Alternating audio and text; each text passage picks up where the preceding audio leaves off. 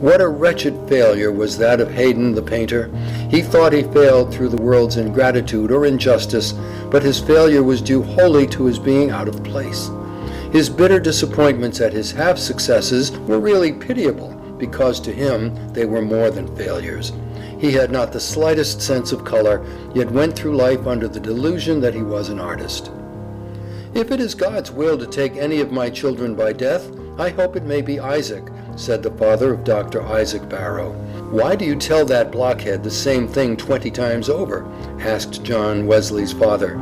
"Because," replied his mother, "if I had told him but 19 times, all my labor would have been lost, while now he will understand and remember."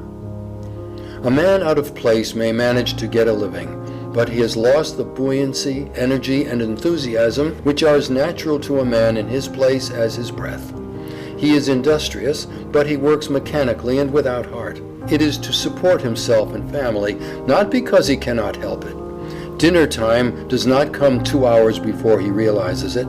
A man out of place is constantly looking at his watch and thinking of his salary. If a man is in his place, he is happy, joyous, cheerful, energetic, fertile in resources. The days are too short for him. All his faculties give their consent to his work, say yes to his occupation.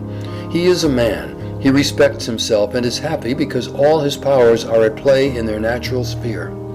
There is no compromising of his faculties, no cramping of legal acumen upon the farm, no suppressing of forensic oratorical powers at the shoemaker's bench, no stifling of exuberance of physical strength, of visions of golden crops and blooded cattle amid the loved country life in the dry clergyman's study, composing sermons to put the congregation to sleep.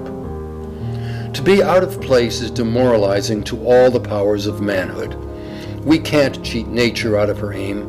If she has set all the currents of your life toward medicine or law, you will only be a botch at anything else. Willpower and application cannot make a farmer of a born painter any more than a lumbering draft horse can be changed into a racehorse. When the powers are not used along the line of their strength, they become demoralized, weakened, deteriorated. Self-respect, enthusiasm, and courage ooze out. We become half-hearted and success is impossible. Scott was called the Great Blockhead while in Edinburgh College.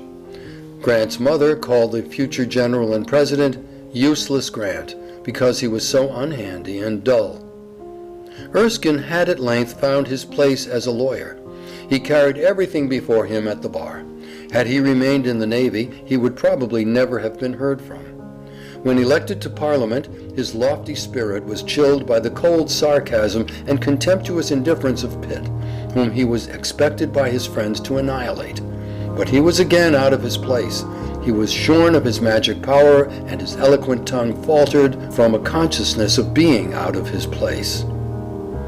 Gould failed as a storekeeper, tanner and surveyor and civil engineer before he got into a railroad office where he struck his gait.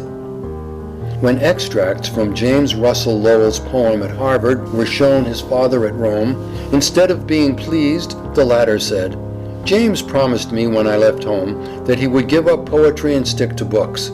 I had hoped that he had become less flighty."